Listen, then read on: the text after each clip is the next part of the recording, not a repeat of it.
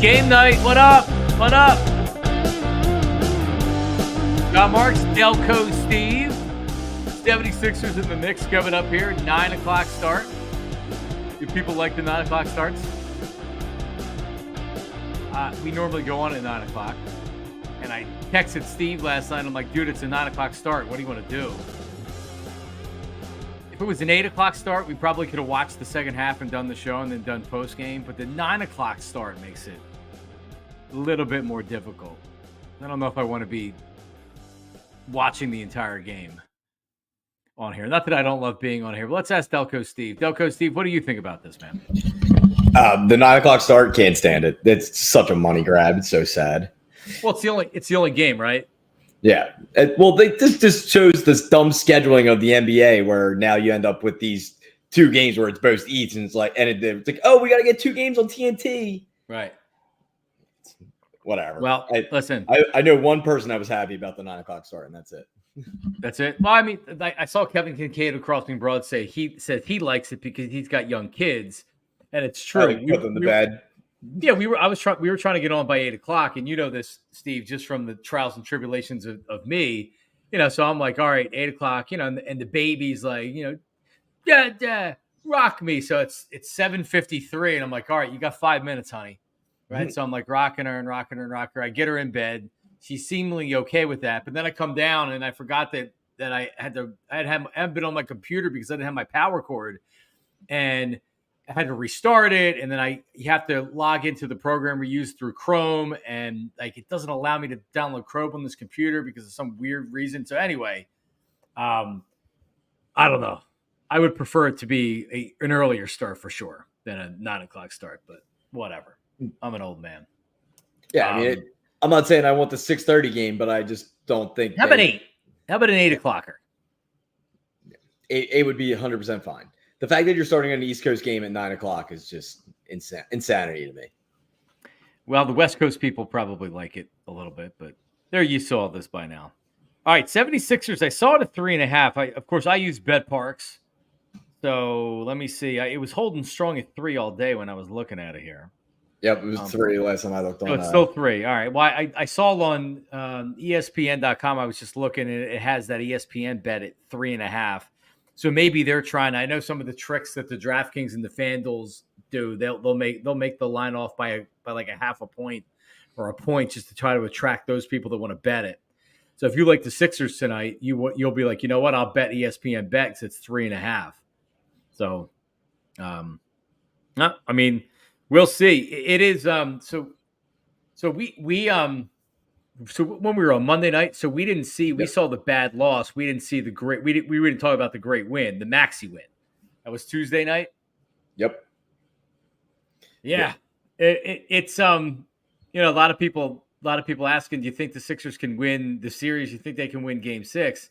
The way they won Game 5 is nearly impossible to replicate, whatever you want to say. More or less, Maxey said, I'm going to take every shot and I'm not going to lose this game. And he was in one of those zones where he knew if he dribbled closer to the 3-point line, they would foul him. So he said, I'm just going to shoot it from near half court because I can hit it. That's the way he was playing in Game 5. And B was brutal.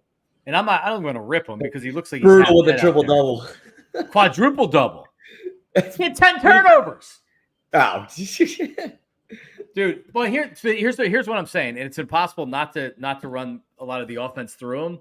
You don't have anybody else. Tobias Harris had a pretty good game, right? But they don't. Who else are they going to? Payne was taking that ugly lefty 3. I have no idea how those go in. No idea.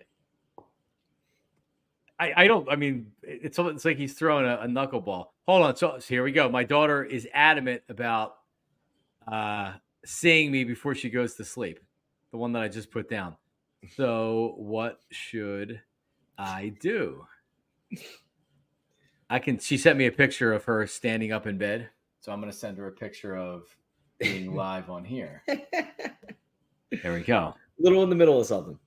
Yeah, I know. All right, Bella. What are you doing? All right, so I'll see what she says to that. But really, you look at it, outside of a Maxey performance that was, hey, It's comparable to Iverson. It's comparable to Allen Iverson type performance in 2001 when Iverson was scoring those 50-point games. You know what? Like I dare I say recency bias, it was even better than that because Dude, it was shades of Reggie Miller. it was unbelievable what he was doing. 7 points in 30 seconds. The 4-point play, and he shoots I mean, God, he was good. So I say all that to say that like somebody else needs to step up tonight. Embiid needs to play better. And the problem is, I don't really know who it is. Do you remember the game Shake Milton went off in the playoffs? And I should have looked this up, but I was thinking about Shake Milton. Yeah, the Shake Milton game. Yeah. But you know what? Like he had the game. Shake Milton had the game. And when you're in a series or you're in a playoff run and he is, let me see here. Maybe I'm totally not remembering this correctly. But I just, for whatever reason, I remember a game where he was like, I'm like, wow, like Shake Milton had a really good game. Maybe it was just the Eastern Conference. Well, no, they lost that. I don't even know what I'm talking about anymore. Anyway, like you need other guys to step up, and Buddy Hield can't even get on the floor anymore, right? Oubre's pretty much given it what he has. Kyle Lowry's almost a zero at this point. He got in foul trouble. I don't think he scored in Game 5.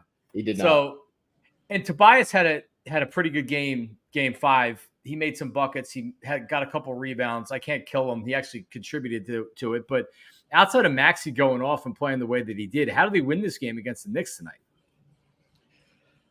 I mean, dude, this fatigue factor's got to be catching up to both teams. These back games every other night. What did they all play? The 7 guys played like over 50 minutes the other night or close to it.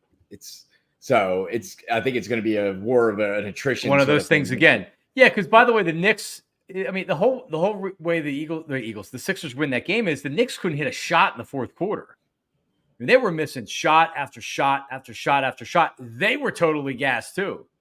But I think Hart played every minute of the game. He did. Yeah, he did. No, and like that's the kind of player he is. You know what the 76ers need? They need a Josh Hart. They need a guy that's not necessarily going to score 25 points a night, but has balls and can take shots. Man, Josh Hart's awesome. I love Josh Hart. He's developed into a really good player. And he doesn't give a fuck. He's not a great shooter, but he'll shoot and he'll make them in big spots too. Outside of Maxey, who do you like in a big spot on this team? I didn't know what the sad thing is. Option number 2 is probably Batum. Yeah, and he looks like he's throwing knuckleballs up there when he's shooting. But like to your point, you don't really have a great option. And when him or Oubre would be like the next option if I'm trusting with a 3-pointer or something like that. It's Oubre. No, I would say Oubre because Batum's he's ugly, but he'll take it, and you feel like that he's got balls to do it. But when you overuse Embiid, you see what happens. Turnovers. He's totally gassed. He's front rim and everything, right? Like I don't want to criticize Embiid because he looked like he had nothing at all in the fourth quarter because he didn't. He just scored 50 a couple nights ago. But like, isn't this what we see in deciding games from Embiid? He's gassed. He's totally cooked. He's turning the ball over. He plays his poorest games in a game like that. And that, honest to God, dude, Tyrese Maxey might have saved Joel Embiid in Philadelphia. I'm just saying, if they lose that game, what happens? What are we talking about right now? We're talking about Joel Embiid. Is it time to move on from him? And then especially at the end of that overtime where he has the stupid flagrant foul. It my God. Almost puts the Knicks right back in it when you're up, 4 or 5 with 30 seconds left, 40 seconds left. It looked like that was the game. And then you get the flagrant. Did Brunson miss one of those foul shots? So it didn't end up being, I think he missed one. Yes, he missed the second one, I believe. And Hart missed a big foul shot too that would have made it. That gave us the chance to get into overtime. It did. So that was a big miss. But damn, I just wish they had somebody else. I wish they had one more guy. But Tyrese Maxey saved everything. People were ready. People were already tweeting out, "This is Embiid's fault. This is Embiid's fault. Embiid can't keep losing like this. It's time to move on from him. It's time to get rid of him." And I'm just telling you that one of these years, if it continues to happen, which I think it's going to, one of these years, Embiid's going to say, "Fuck this. I won out. Well, it's funny, but to your point, the other night you were talking about we need a Jalen Brunson type player that shoots volume, and Maxey had a Jalen Brunson type game, and look what happened. Yep. Well, definitely 100%. But he had 25 plus shot attempts, and he delivered. And he was taking pretty much every shot down the stretch in overtime. And you know what? No one else. He's had so much energy still, which is impressive as hell with his stamina. You're not kidding. And he had a couple assists, couple passes. Well, he was doing it all. Oh, man. That one little shuffle underneath the basket was beautiful. Man, the shuffle pass. Well, so here's how I think the 76ers can win the game tonight. Is that everybody should have a chip on their shoulder going into this game. Last time they were at the Wells Fargo Center, and Embiid was FMB. The Knicks fans totally took over the arena. I know 76ers ownership, they took 2,000 tickets off the market and donated them to Sixers fans in the area from good causes, which will help. But also now going into the game tonight, if you're a fan going down to the game, because there's still going to be Knicks fans there. If you're a fan going down to the game, you're ready for it and you're ready to combat it. And it's actually probably going to make a 76er fan a little bit more lively as opposed to being, oh shit, this is an elimination game. Because really, the attitude the team and the fans should have is, no, the hell with this. We're not losing to the Knicks tonight. Like, no way in any way, at home. Any way, shape, or form. And not that's not on the court, nothing. Yeah, nothing. And that's not something the 76ers have been in this run. They haven't been. They've been there goes the three. They're now down 7 in the third quarter, and then they just shut down. We saw it last year against the Celtics, and that's where you see Embiid. He just kind of slows down, and you can tell he's just like, oh, well, we're done. They got to come out tonight with the we are not losing this game attitude, and they should remember what it sounded like in Game 4. It was embarrassing. I was embarrassed as a 76er fan. I got to hear Charles Barkley yesterday saying that he was disappointed in 76er fans. I don't want to relitigate the whole 76er ticket thing, but it's going to. I was at the dry cleaner yesterday, and Charles Barkley sent a personal message to ABC to air on ABC's news broadcast about it. I was like, oh, they're just going to show the TNT clip from the night before. Nope. I was like, oh no, it's a completely different thing. I'm like, this is so sad that it's come to that it came to that. That we're still talking about it, that it was our fault and not Embiid and the players' fault. It sucked. Otherwise, the Knicks fans aren't yelling F Embiid and everything else. So I think the fans are going to be more prepared tonight, and there's going to be plenty of Knicks fans there, Delco Steve. And that was the other reason I didn't like the 9 o'clock start. Gave all those people a chance to get down here. Time to get down. After work and all that. If you had an earlier start, it's probably not as likely to happen either. I don't think it's going to happen tonight. Thursday night, I don't see it happening. It's going to be. I mean, it's going to. You're going to hear Knicks fans. It depends. If the Knicks take a lead, It's going to sound like if it's a demoralizing Knicks lead, you're going to hear them for sure. Listen, this is such a big game, and they lose in 6. I mean, honestly and realistically, what is the expectations of this team? Look at them. Seriously, look at the talent on the team. You have Maxey and you have Embiid, who looks broken down, and even when he doesn't look broken down, he's an amazing talent. Again, I'm tired of saying it. He's an amazing talent. Is he a winner? I mean, that's what I want to see. I want to see it. I want to see we're not losing this game. I want to see over my dead fucking body, are they coming in here again after they were just chanting FMB and losing this game? And you worry, he's so erratic, Joel Embiid, so erratic. And you worry about what his mindset is going into this game, right? You worry about, like, how does he come out? Does he come out aggressive? He's such a weird player for being good. I think he comes out aggressive tonight. I think overly aggressive. No. I think the offense is going to be running through him early, sort of kind of like when beginning of the season when he was healthy and you'd have all these big first quarters and then Maxey would take over, get him going early. Yeah, so I think you're going to see that, and then hopefully, get a little bit of a lead going into the end of the first quarter where they get that extra, take them out for the last 2 minutes of the first instead of running them the whole first, get them that extended break. So if he gets off 4 or 5 shots early and they go in, I think that'll be a good sign for him, obviously. All right. So and then let Maxey do his thing. You like the Sixers tonight -3? Well, I liked your stat that you posted with the referees earlier. That intrigued me. But I was on the Sixers -3 before that, but that kind of tilted me a little bit more. So and let me pull it up because I saw something out there today that said, so Scott Foster, who is known as the Extender. All right. He's the guy that everybody believes that when the NBA wants a 7th game or doesn't want to see a series to end, they put Scott Foster in and he gives them the wink because this is the stat, and this is Ryan Coyle put this out there on Twitter. Home teams have won 66.1% of games officiated by Scott Foster in 23-24. So, and he's the lead official tonight. Home teams also outscored road teams by an average of 7 points per game in Foster's game. Sixers are -3 tonight. So really you look at it and you say, like, all right, he gives preferential treatment to the home team. Sometimes the home teams get the call, right? And like, I'm not totally against that. Well, it seems like Scott Foster, that's really what he does. So I said, you know what? Like, all right, so home teams have won 66% of the games he's officiated. What is the league average?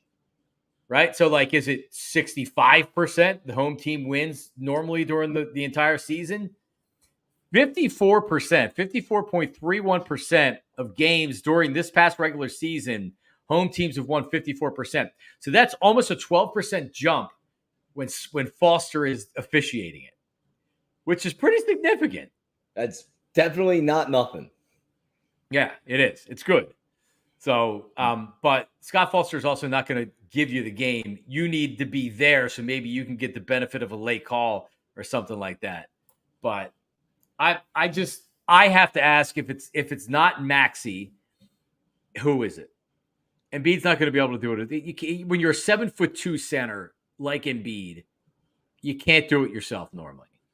So if it's not Maxey, who else is it? I think you're going to see big games from both of them. Well, I'm not saying it's going to be enough to win, whatever. I think both of them come through in substantial ways, maybe one more so the other in points wise. But I think you see 2 all-around good games from those 2 at home at least. And then I think you see a player like Batum, knock down some key shots. And hopefully Harris isn't, plays like he's in Madison Square Garden instead of at home because he plays pretty good on the road. Well, how about Kyle Lowry? And you won't hear me criticizing him at all because he's on his last year or 2, maybe his last year this year. Maybe he's got one more. 18 years in the league already or something like that? He's giving you everything he has. But he has, in a couple occasions, he might have only hit a bucket or 2, but he's done it in key situations. And like you're talking about it, Batum doesn't have to score 25 points tonight, but that 3-pointer where they're down a point or they're up a point and the shot clock's winding down and they need a big bucket. Boom! And that's what they need. And the Knicks couldn't get that in Game 5. They couldn't get one of those shots like they were getting in previous games. And Maxey just kept hitting them. Man, that was the barrage at the end of the game was. Man, what a player. And he's got stones, man. He's got stones. He wasn't all the pictures that I saw afterwards where Tracy Morgan's giving him the finger and like John Stewart's like looking like shocked that like what the hell just happened, and Maxey like is crossing him. He was in Madison Square Garden with every A-list celebrity they could possibly get in that place to pump it up. The Knicks are back. Look at this. And Maxey, boom, took care of him. What an amazing effort.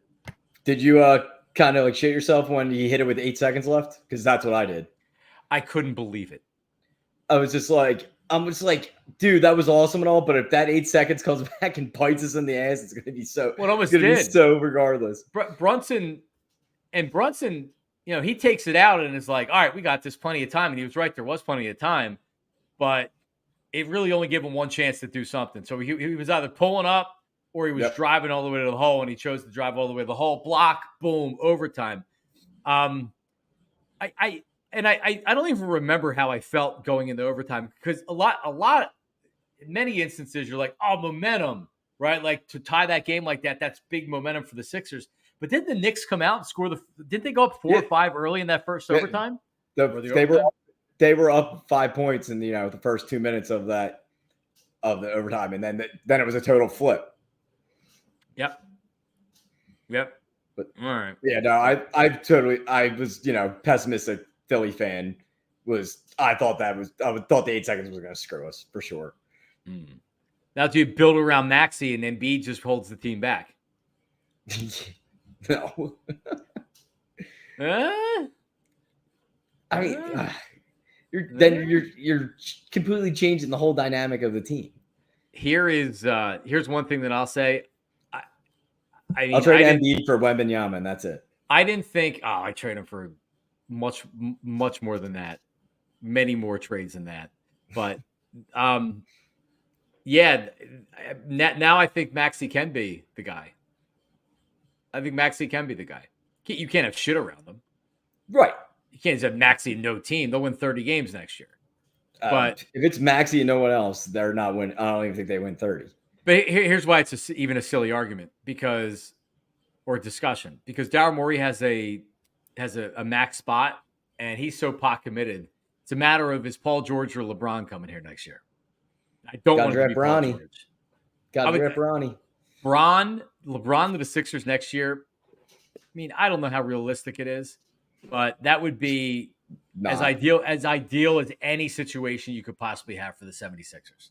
I'm not a big LeBron fan, but I would sell my soul for it at this point. Hell yeah. What else are you going to do? Paul George? Yeah, no. Paul George, you're losing in the first or the second round because he's doing it now with the Clippers. They just lost by 30. Yep. Yeah, James I know Kawhi's out, but yeah, but still you have Paul George and James Harden. Sorry. Don't you have 2 Hall of Famers on your team? Playing? Yep. Whatever. All right. Well, so Indy's up on because Doc, the Pacers got blown out the other night without Giannis. So no Giannis and no not without with no Lillard. Obviously Giannis is out. Yep. But yeah, a lot of people hoping to see Herb on the show tonight. Herb's actually driving the bus down at the Wells Fargo Center, Delco Steve. So he's unavailable to come on. But yes, a lot of people were, by the way, Herb has not been good. Start. But Herb hasn't been good on his pump-up speeches. He might be an O for a lifetime when he does it. They always seem to lose. Phillies have lost. The Eagles lost the Super Bowl. Countless playoff games. Herb comes out. It's unbelievable. All right. Well, there you go. All right. So I have a random question here. Shoot. And I'm not trying to lead. I want the honest answer from people. So I'm not gonna try to frame it the way I want to.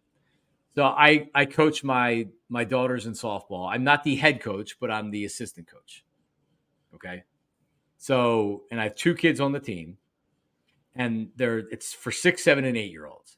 So yeah, they're not 13 or 14. This isn't high level softball. We don't even really keep score of the games. All right. Regardless, what is an appropriate amount of time to show up before the game? Especially if you're the first game of the day or it's a night game during the week, which means that you have to at least make sure it's set up, put the bases in. You may not have to line the field, but you at least have to do some work to get ready. So how much time before, not only as a coach, but also to make sure my kids are there, what's an appropriate amount of time to get there before a game? An hour? All right. So that's the answer I would have given. And that's not what I'm asking. How old are the kids? 6 and 8. So yeah, okay. A little less than that. 45 minutes. Right. But for the most part, and I would say my answer probably would have been an hour, but then when you actually you like an hour would be a little bit too much because I got there 45 minutes before and there was nobody else there. So, but this is a constant battle with my wife because she doesn't want to drive separate. I just want to drive separate, and you come with the baby, you come with Bella. I'll bring the girls. Blah blah blah blah blah, and oh shit, we have to leave so early. I'm getting there just in the nick of a half an hour before the game. And I'm trying to warm up a little bit. You got to get some, I know it's 6 and 8, but you got to do something before the game. You don't just walk out on the field. No, and I understand if you're coming from work, it was a Wednesday night game. So if you're coming from work or that's the earliest you can get there and you're showing up 10 minutes, 5 minutes before the game, whatever, they're 6, 7, and 8-year-olds. Right. But as a parent of 2, I can get there earlier, and I'm an assistant coach on the team, so I have to help set up. And I want to be there for the girls that arrive early to get them throwing and get them going and everything else. And it's like every week that we do this, it's a battle. Like, well, why do we have to leave so early? I'm like, because it takes us about 10 minutes to drive there, and I want to be there at least a half hour before. Like, why are we fighting about this? This is ridiculous. I want you to text everybody you know and ask them if being at a game a half hour before is ridiculous. What time does she want you to be there? Dude, who knows? Don't ask me. This is seriously ridiculous. And it's happened the last 3 times. It happened night game, Saturday game, and then night game. So I mean, is she just like, if she expecting to show up at 10 minutes before and walk on the field, then that's unrealistic expectations. A couple Saturdays ago, I showed up. We were the first game, so we had to set the field up. I showed up like 20 minutes before. I'm not even going to say in large part, in only part because they weren't ready to go. And on Wednesday night, she was like, "No, I'm driving separate," because she wasn't ready to go. Then she decided, I'm going with you. And I'm like, oh, okay, well, you better hurry up. Let's go. Right? So I end up getting there, like right a half hour before game time. But anyway, I think this is pretty standard. If I wasn't even coaching, I don't care. They should be there a half hour before the game. They got to warm up, get ready, take some swings. Yeah, get equipment on, get all that stuff. They don't just do it themselves at that age. Got to tie shoes, got to tie cleats and stuff like that. And all right. Well, I feel like it's almost a ridiculous conversation. That's why I had to bring it up. Also, for all the husbands or boyfriends out there, not boyfriends, I'll say husbands, or if you're a boyfriend and your girlfriend has a son or a daughter or has a baby. Mother's Day's coming up. I was reminded about that today, that Mother's Day's coming up. So last year we went to, it might have been 2 years ago now, but we went to, I won't even say the name of the place because it's a good place, but we went to this place in King of Prussia. And so we got literally right out of, like right when it opened for Mother's Day brunch. I hate Mother's Day brunch. They give you a different menu. The price point's higher. They're packed. The people that are working don't want to work because they're not getting tipped out like they normally would. It's a shitty day for workers. I don't want to be there. Of course, I want to honor my mom and my wife and everything like that. But like, I'd much rather do something else. Yep. This dude was literally, he was smoking pot in his car and walked in and said, "Hey, happy Mother's Day. What can I get you?" Everybody at the table was like, "Holy shit. That guy was just smoking weed." Good for that guy. True story. Yeah, except he fucked up our order. I didn't say good for you. I said good for that guy. No, but like, I'd be fine if he was just like, "Yeah, man, getting a little buzz before coming on." But then like, he literally screwed up our order. You got to be you still got to be on the game though. Well, regardless. So after that, we were like, no, like, forget these brunches. They cost so much money. We don't enjoy them. Like, you have to enjoy yourself or whatever. So this year she said, but my wife said she didn't want to go out for the brunch or whatever, which was fine by me. But then she was asking, she's like, "What are we doing?" And I'm like, we canceled our only plans. Well, no, she doesn't feel like I'm prepared for Mother's Day. You know what I mean? Like, I haven't thought about it, that I don't have something planned with the kids, a gift, or am I just winging it? And then Saturday, I'm like, oh shit, Mother's Day. Well, it sounds like that's where you're at. Except it's Thursday and it's not this weekend. Right. That's the difference. If it's not on your mind yet, you're not planning. Listen, I'm a veteran. I'm a veteran of being a husband on Mother's Day. All right. That's all I'll say. And I've learned from past mistakes. So I already have, like, I'll find a craft that all of them will do.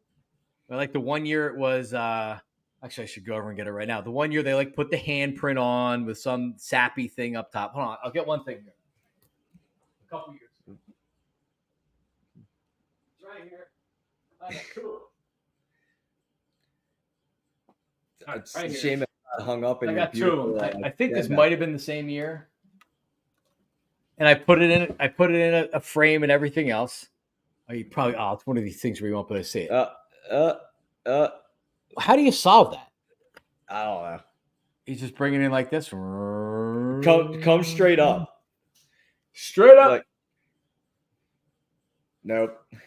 How about straight down? It's like a Trippy, magic man. trick. So it says, Mommy, you always clean the handprints I leave upon the wall. I seem to make a mess of things because I'm very small.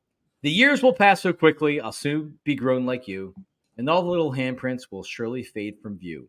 So here are special handprints, a memory that is true, so you'll recall the very day I made this for you. And it has the handprints and stuff on it. And then there's another one. It was actually, so this was before Bella was born, this other one right here. So it was only when I had two. So believe me, I try to make a sentimental gift. I'll get her a card. I don't know if she's getting anything. Neither one of us have jobs when we got spending a bunch of money on Mother's Day. But I'll try to make it special. Like I can't make a nice breakfast here. You know what I mean? Yeah, Of course I can. Can you make a good breakfast? I was going to say, why don't you do that? Hell yeah, I can make a good breakfast. Yeah. You make I don't know your culinary skills. Oh, dude, I grew up in high school. I worked at a sandwich shop, cheesesteak hoagies, breakfast, and everything else. Hell yeah, I get the potatoes and I make homemade home fries. I've been jonesing homemade home fries for a while now. For sure, though, and they're good too. Homemade home fries. I can do eggs of any style. I make pancakes, bacon, sausage. When I do make a breakfast, I make a big breakfast. So I'll make sausage and bacon and the home fries, toast, everything. Buttered properly. See, I'm a good guy to have when you go down the shore with a family or a big group of people. I'm breakfast guy. I'm up early. I've got the pot of coffee going. By the time you get out of bed, I'm already on my second or third cup. I'm ready to make breakfast. I'm going to the grocery store. I'm making like 18 eggs at one time for breakfast. The whole thing of bacon. Yeah, I'm the same thing. I'm the breakfast cook too, but I'm usually breakfast guy. But I'm hungover, and everyone's like, "Yo, are you gonna wake up and make breakfast for us?" And I'm like, fine. I'm like, did I say I was gonna do that at 3:00 in the morning last night? Because I'm regretting that now. Yeah. Well, listen. So Oz, are you a female? What about us girlfriends? I guess you don't really know who's a male and a female on here unless it's like Sean or Don or Tim M. Not Papa Yankee. Yeah, Papa Yankee or all the other people on there. Yes, we know we're on an hour earlier tonight. So some people who, like their routine has been built in, Delco Steve, where now they get done what they're going to do and then they get on YouTube or Twitter at 9:00 and they watch the show. But we're on a little bit early tonight as the 76ers. Game 6 against the Knicks. Are there any props that you've looked into, Delco Steve? I got a little parlay set up already. I got Oubre, 2 threes. Nice. I'm feeling Lowry for assists at over 3.5. Wow, so a Lowry game where he actually has he just passing the ball. All he's doing is passing the ball. He doesn't have to make a shot. He's just got to get it to somebody who's going to make a shot. That's it.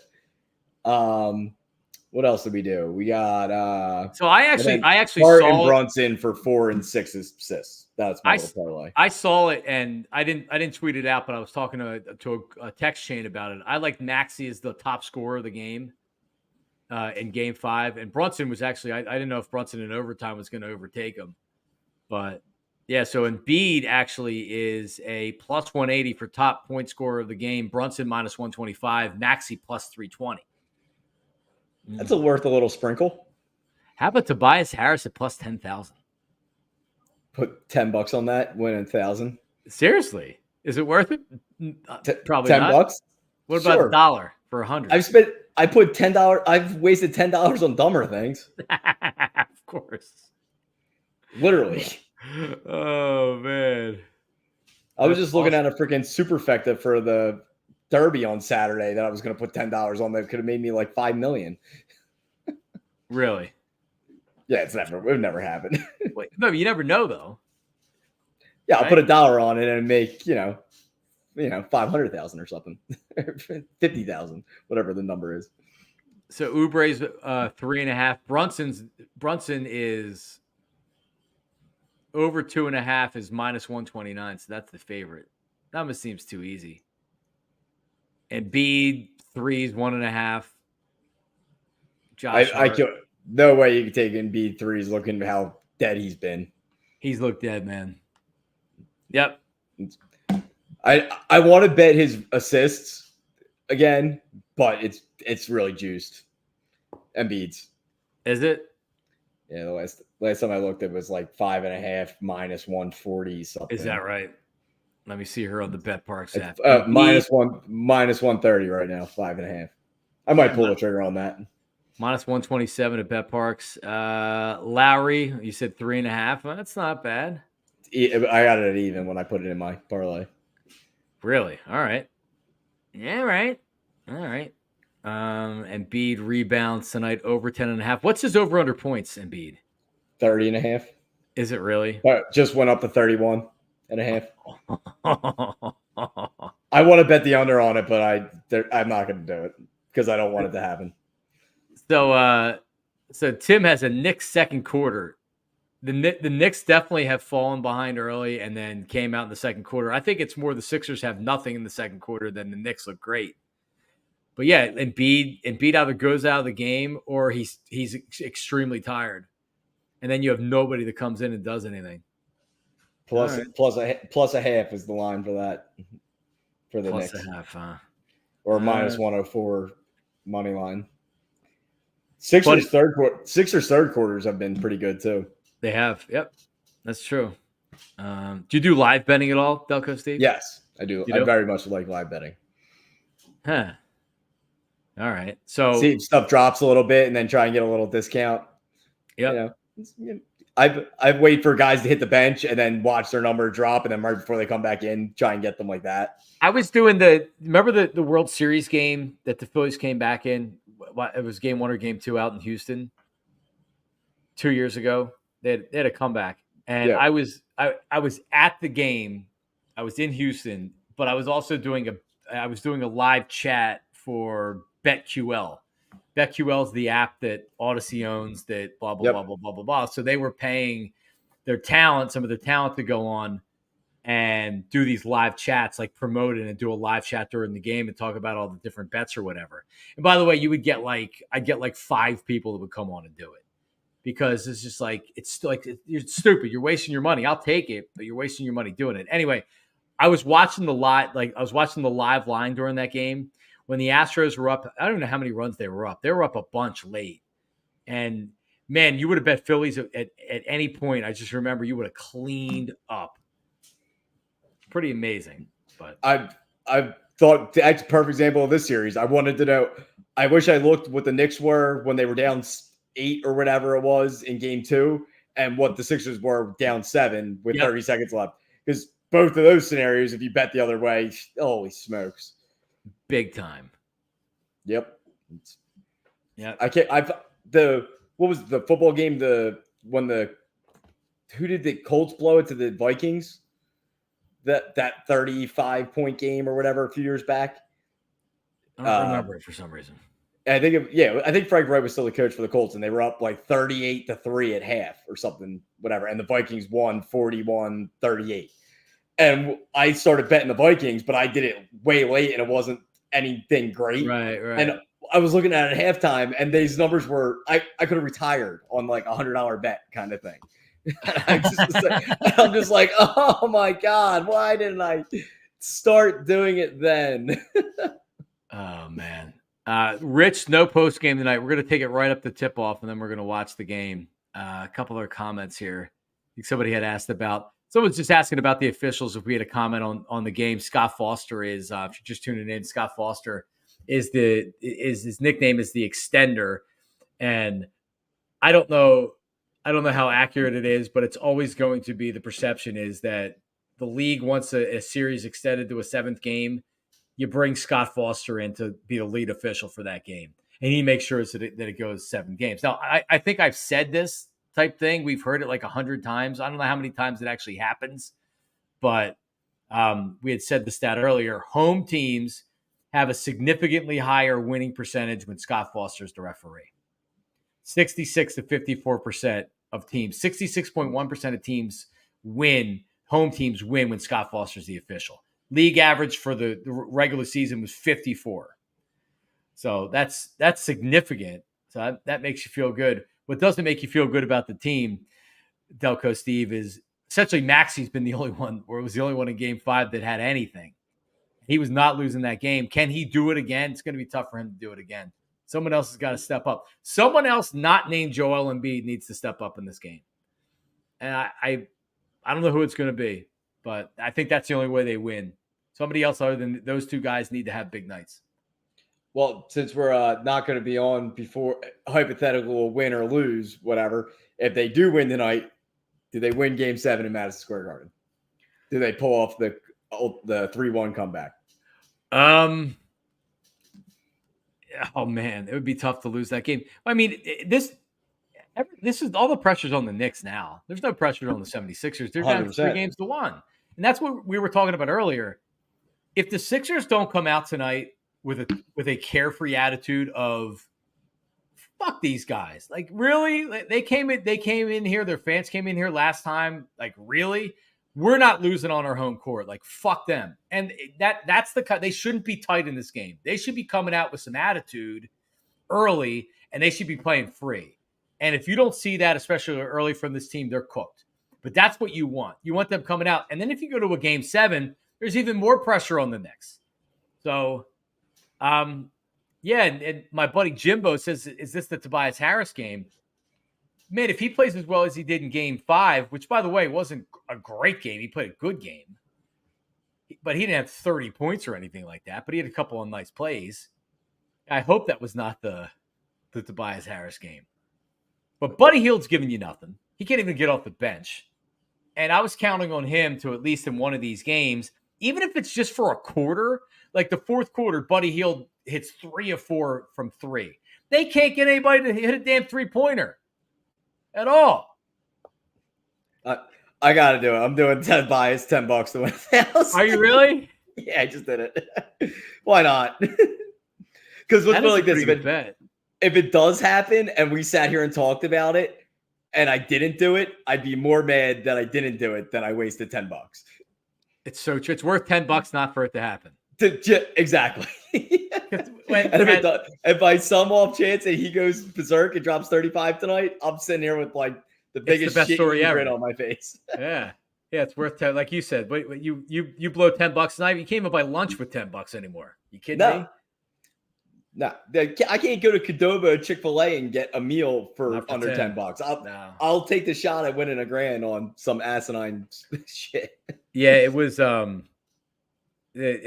When I was working at WIP Odyssey, there was that run where there was the $1 billion Powerball, and it felt like it was $1 billion for like a month straight, and then it would like for a month it wouldn't happen, then they'd do it again, and they wouldn't buy. Like, hey, who wants to put in money and we'll buy like $1,000 worth of tickets. They purchased like a set amount, and then depending on how many people got in, got a cut of it. So if they purchased, let's say $100 worth of tickets, if 20 people got in, then they got that percentage of the money that would have been there. And I didn't even want to do it. Honest to God, I hate playing the lottery. I didn't want to do it, but if they would have fucking won the lottery and I wouldn't have put in the $2, that's all you could do, put in was $2. If I didn't put in the $2, and they won the lottery, I would have never lived with I might have ended it. I might have ended my life. I wouldn't have been able to live with it. Honest to God. These assholes win the lottery and get to leave and retire, and I didn't put in $2. I wouldn't. So it's worth $2 to not have that happen. 100% agree. I do that. Like if I come across like something that I'm like, oh, like that's a great bet. Like I'm going to do that and then forget. And then as I'm watching, like I do this on Red Zone at least once a month during football season, where I'm sitting there watching something and I watch something happen. I'm like, didn't I read something about some dude having like a 60-yard touchdown and betting on that, and then watch it happen as it like pops up on the screen? I'm just like, son of a bitch. Yeah. All right, so this comment right here. Go ahead, finish. No, I was gonna say I don't need a Victoria's Secret sell my business for $5 million and then it becomes a multi-billion-dollar corporation that I hate my life afterwards. Yeah, that guy jumped off the Golden Gate Bridge. Yeah. I bought a bunch of Odyssey stock. I sold out of a tech stock where I made like a pretty good amount of money in a short period of time, and I bought a bunch of Odyssey stocks. I thought it was at a great price, and they went bankrupt and they got nothing. Great call, bastards. This comment right here, and this is my biggest worry. is that as much as we're saying like, hey, I'd be coming out tonight being like, we got these guys. Fuck them. They do come out tight in these games. And when I say they, I'm really talking about Joel Embiid because this team takes its cues from Joel Embiid. And if he's coming out and he's acting weird, the team kind of watch how they react to Embiid and how he plays. It's like they're on eggshells when he's off. Maxey may be able to change that. You even saw Maxey saying to Embiid last game, "Hey, I got this."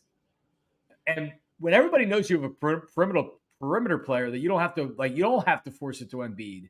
If Maxey's just going to chuck up shots and they go in, I feel great about it. So maybe this gives them a different chance than maybe that they would do it before. But I don't know. I'm watching this last minute 30 of the Milwaukee Indies. I got the over 217. We're at 211. 217. So you need 7 more points. Yep. Yeah, but I'll take 6. I'll take 6 and take the push. So it's a blowout, which means the Bucks could just get garbage baskets, but it's also like the season is over. They're missing foul shots. Jesus. Well, they know the season's over. The Bucks. Yeah. So it's not like they're going to be running down trying to get. The Pacers got their, 10 through 15 guys on the court, and they're bricking foul shots. You're going to lose this one. Oh, yeah. I mean, it was a $25 bet, but, it was looking great for the longest time, and then the Bucks just decided to miss shots. So it's tough to blame Doc Rivers in this one. You lose Lillard and Giannis. Yeah. Which is great. One. Milwaukee won't get rid of him. Lillard did play tonight. Milwaukee won't get rid of him. So can you imagine they fired him after giving him whatever that was for 3 years? A lot of money. How much? What's your over under here?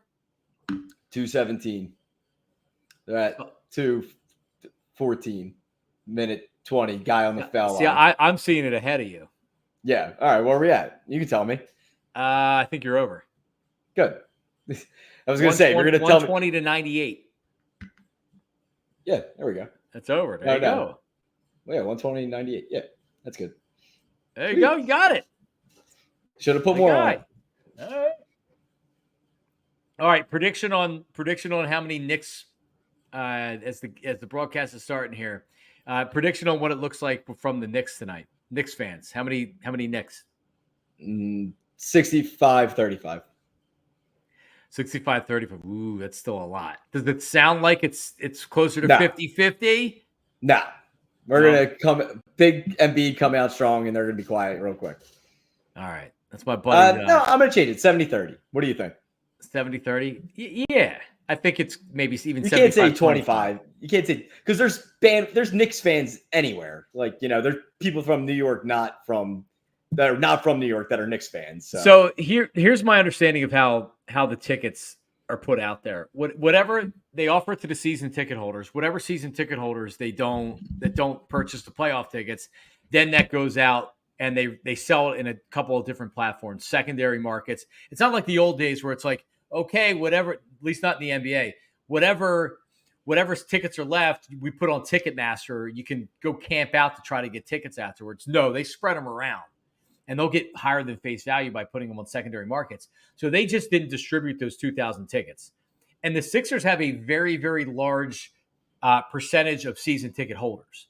So there's not a lot of available tickets outside of from season ticket holders. So if they have 2,000 tickets that are just like available tickets, and Sixers fans get that's going to be significant because those are tickets that almost all of them could go to Knicks fans. Right. Because if the price is set high enough, those 76er fans paying $400 to get into a game like this. At least they weren't. And now that's not even there. So I think get-in price at last night was $198. Is that what it was? Yeah. Yeah, so it brings like it last row kind of thing. Up top. Well, that's not, I mean, it's not too bad. It's not an Eagles game. For an elimination playoff game? Well, it's a no-brainer if you're a Knicks fan to come down for $200. Yeah, if you can get off work Friday, hell yeah. I mean, seriously. All right. All right. So official prediction. What do you got? Sixers by 6. Sixers win by 6. Sixers by 6. In six. Sixers by 6 in games on game 6. Tim took the money line. So you like the Sixers -3. Yeah, I'm steering into the Scott Foster game. I predicted the Sixers losing 7 at the start of the series. So Sixers win tonight and they cover in what I believe is going to be the easiest win of the series for either team. And I'm not telling you it's going to be a huge blowout or whatever, but all these games have been really tight, right? Am I missing one that hasn't been tight? No, they've all been tight. Maybe game 4 wasn't as tight. Yeah, that was you're right. That was the game. All right, but at least for the 76ers. That was the F and B game. Yes, that was the F and B game. So I think you're going to get, like, at least for the 76ers, you're going to get kind of where we're not totally shitting our pants as they're coming down the stretch here. All right. Well, listen, Delco Steve, I'll talk to you next week. Bowman, Marsh both went deep for the Phillies. God, I love the Phillies. They don't even play. They're not even playing. No? They're off? I'm pretty sure they're off. Or yeah, they're not playing. Yeah, they're off. Is he watching See, I knew the Giants were coming into town, but I didn't know. Normally, you get the night off. Aaron Nola pitching for him tomorrow night. All right, well, there you go. Delco Steve, enjoy, man. Go. They rang the bell. Gotcha. Oh, bell ringers. Gotcha. That makes more sense. But they ring the bell at the stadium. Right. They hit the home run. That's why. No, it makes more sense in the context of our conversation is what I mean. Thanks, Jimbo. Appreciate it. Well, I'm not even on that channel yet. So yeah. All right. Well, everybody enjoy the game. Steve, I'll talk to you next week, man. Yes, sir. All right. Go Sixers. See ya. Peace.